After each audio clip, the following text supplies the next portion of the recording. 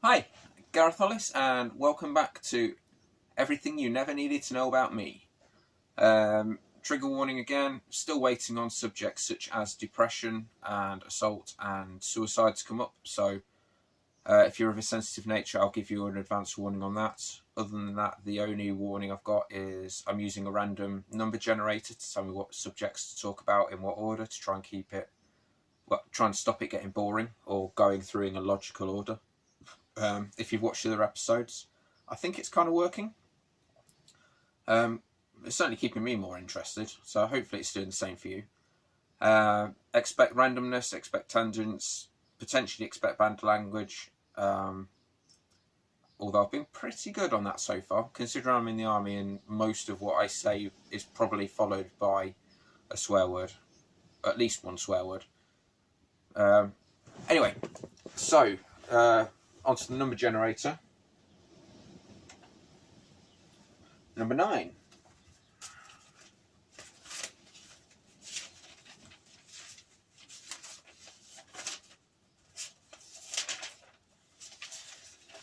Yeah, maybe there's a better way of doing this. All right, married. So, when I was 24, I got married to my now wife, whose name I won't mention. I've been quite good at not mentioning names so far, I think, in these. So I was 24, she was 18. We'd been together about a year when we got married. We've now been together 13 and a half years, something like that, I think. And so the actual wedding, so I've got some notes here. We got married in Horncastle. Oh, sorry, this is actually the wrong subject. Sorry, this isn't about the wedding as such. So this is about married life. So when we first got married, I just finished basic training, so I went to phase 2 training, which was down in Dorset, a place called Blandford.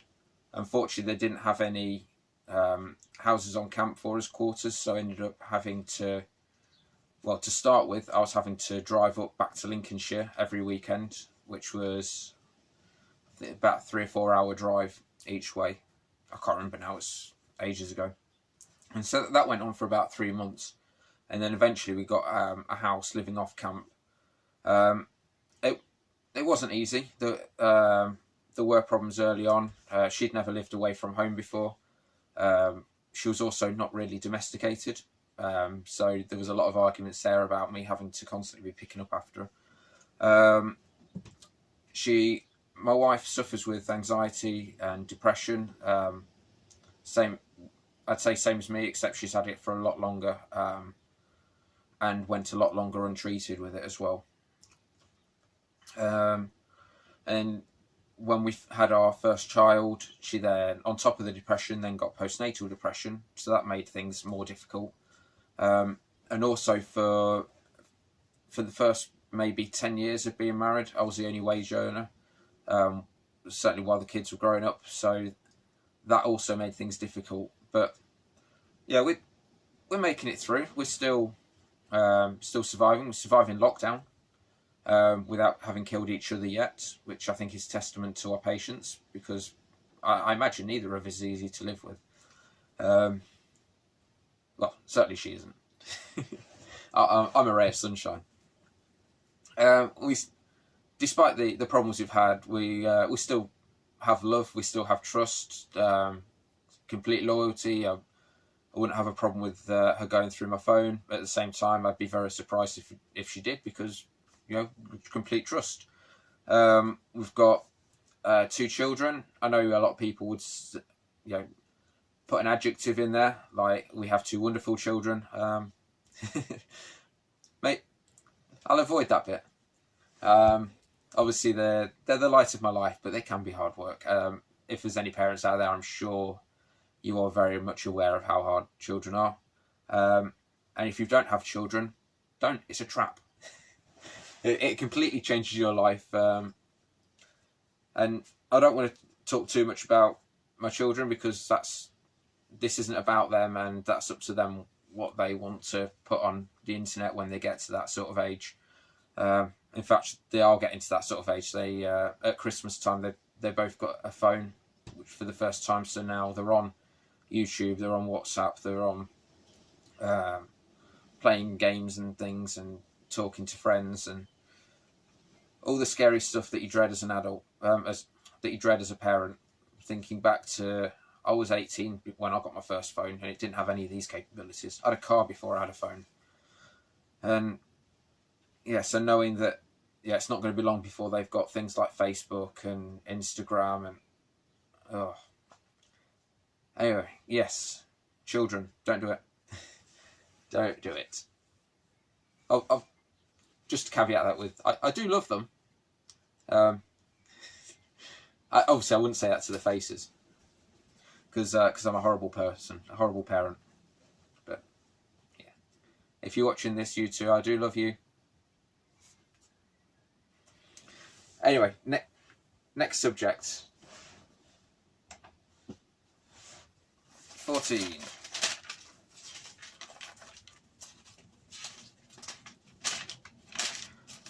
Christmas songs. If you're watching this, actually, maybe this is the reason you're watching it, is because of Christmas songs, in which case I'm sorry it's taken 7 episodes to get onto Christmas songs, but that is the luck of the draw when you're using a random number generator. So, Garth's Christmas song, the first one I wrote, I was in the Royal Signals at the time. I was on exercise, and we just got told one day, you've got a bit of time to yourself.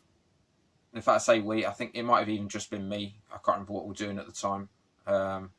I was in charge of getting the satellite TV up and running so the officers could watch Sky News. So I think at that point, by the time I'd got all that working, there wasn't a lot for me to do a lot of the time, apart from keep fixing faults. So got given a bit of time off, and I don't know why, really. I just thought, I'm going to write a song, and then, because it's not something I'd done really in the past, and I just thought, if I write a Christmas song, that might be better, because if you write a song, it can be amazing, can get to #1, but after a few weeks or months, you don't really hear that song anymore. So I thought, write a Christmas song.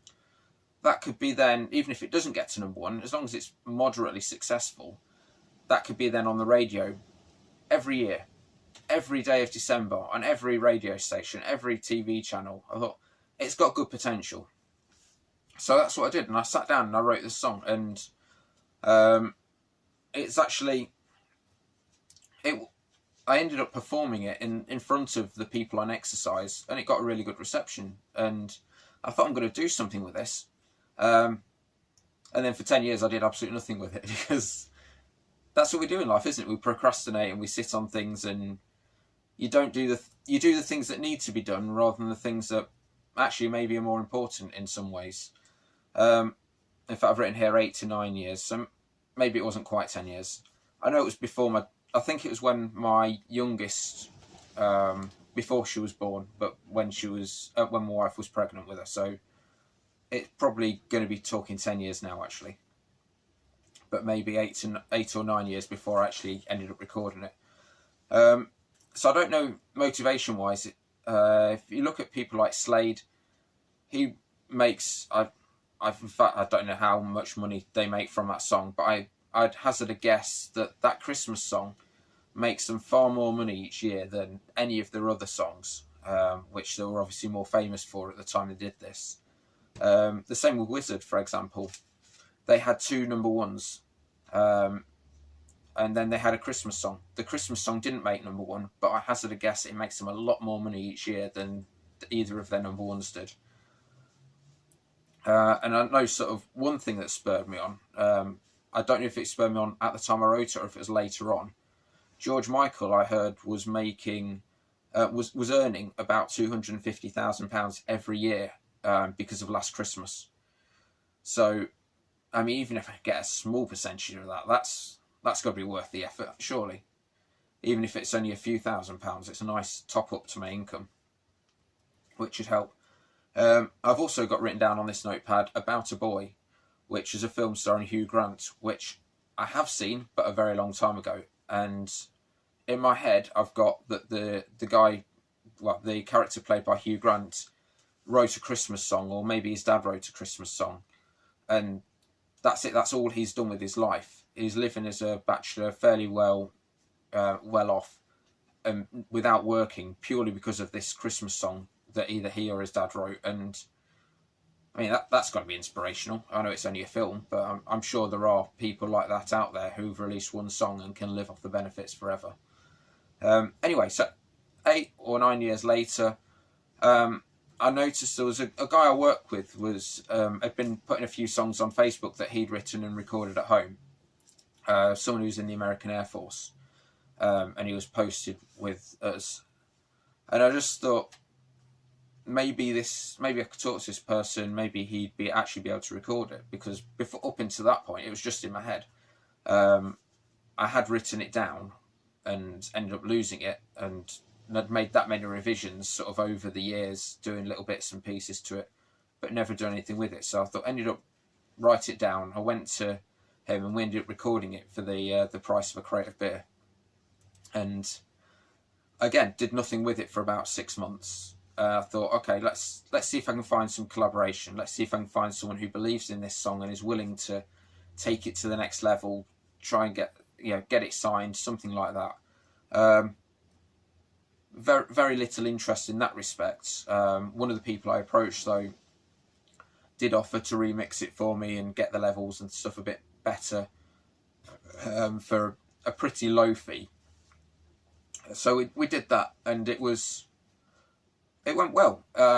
It sounded so much better for being remixed and having the extra effort put in, because before that, for those who haven't heard it, it was using the same tune as Dion's hit from 1961, Run Around Sue.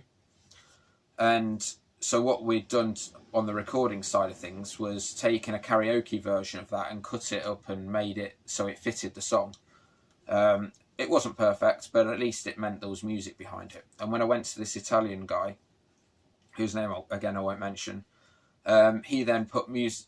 He then made it more Christmassy. He fixed it up to get rid of some of the errors that were there, and I put it on YouTube. And this was the first. I got YouTube because of this song, so I could put it on there. So I had no fans, I had no followers, anything like that. I put it on there. I advertised it in a few messages to friends and family, and on a few groups, like Christmas groups, and ended up having about 500 views in the first few weeks. And I had one person who was who plays his job is a professional Santa Claus, if you can believe that, who seems to do quite well out of it. Is actually very good at what he does, and has gone all in with high quality items, for example. But anyway, I was talking to him, and he actually wanted to become like my manager with it and roll with it, and on the condition that he'd obviously be entitled to like a manager's fee of 20%, and also he'd be the official Santa for the video, so it like helped both our careers. And after him pushing it for another couple of weeks, so we're up to about a month here. And I should point out, this month was August. It was the middle of summer. It wasn't Christmas time. And we got about 1,000 views on this video, which I thought for an unknown artist releasing a Christmas song in the middle of summer, that was pretty respectable. It turns out it's very respectable, and I think a lot of it was due to Santa putting his weight behind it and pushing it, because on my own I don't think it had got anywhere near that. So obviously, like I said, it was based on Dion's song, and what I thought in my head, because you hear a lot of remixes or songs that sample other songs, so the way I assumed it would work was that I'd get a percentage, Dion would get a percentage, or his record company, whoever owned the rights. So they'd get maybe 50%, I'd get 50%, something like that, because they're not really doing anything with it. They're already making money off their song, and then with me pushing my song out there, then it'd increase people knowing about his song. Bear in mind, this song was 60 years old, maybe. So for a lot of people, they might not even be aware of this song. So me pushing my song out there would mean that more people would then download or listen or buy his song. So he'd be making extra money then just as a byproduct of this song, and then making profits off this song as well.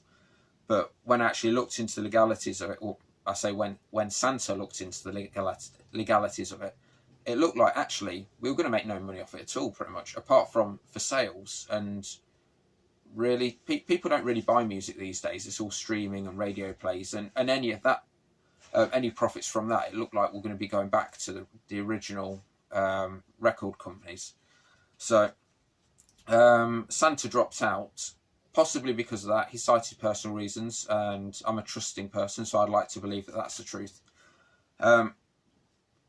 So it left me thinking, well, what do I do now? Obviously, I'd got some traction with it. He'd encouraged me to start my own Facebook page for it, specifically, and that's got fans on it now. I thought, well, I don't want to just let this go. I can't afford to spend out getting this recorded properly, to then put it out there and distribute it and put my heart and soul into it, and then everything, all the profits from it go back to the original artist, and then I actually don't even recover my costs, let alone anything else. So I thought, what I'll do is I'll put it to a different tune.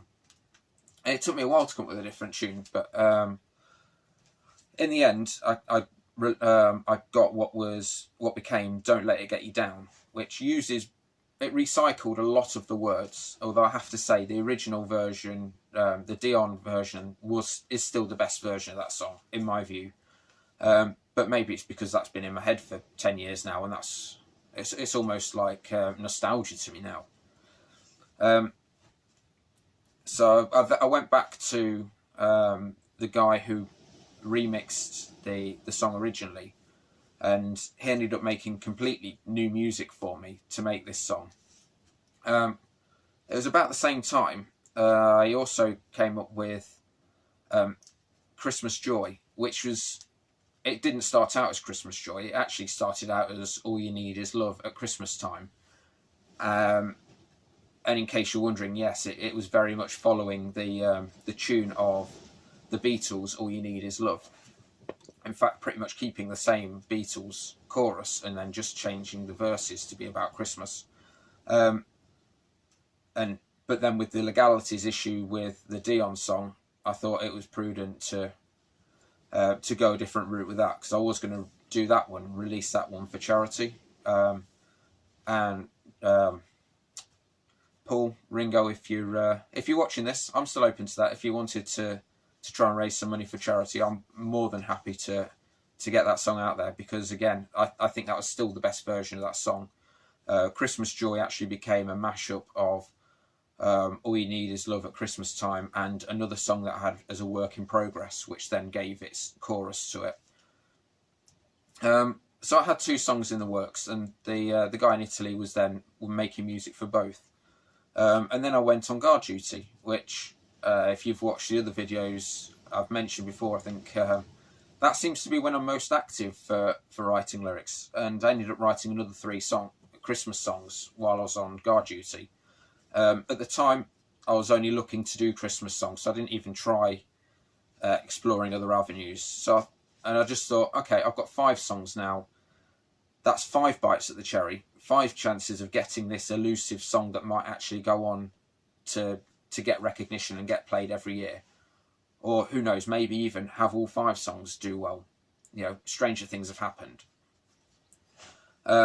So those 3 songs were Festive Love, which is one that my children actually joined in on for a little bit as well, for He's Feeling Really Festive.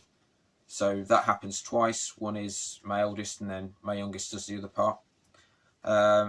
Feels Like Christmas was one which actually, in my head, it sounded a lot better than it did when I got the music to it, because it became a much slower song. But the problem with not being able to do any music myself is that I'm reliant on the people making the music, trying to hear what I hear in my head, and that's very difficult to convey, and typically doesn't seem to be happening. And then Ho Ho Ho, which is probably my standout single, and it's the one that I wasn't going to record because in lyrics only form I didn't think much to it. It was only when I then sang them and recorded them that my children, both of them, said, I think this is your best song. So I thought, okay, well, I'll pay the extra and get a bit of, and I got a discount actually. He made all 5 songs for about the same price that it would have been to do the 4 songs. So I thought, okay, let's go ahead with it. And this one, when he put music to it, is now, I'd say, the standout song. Up there with the Dion version of Garth's Christmas song. And it's the one that I'll probably be taking forward further.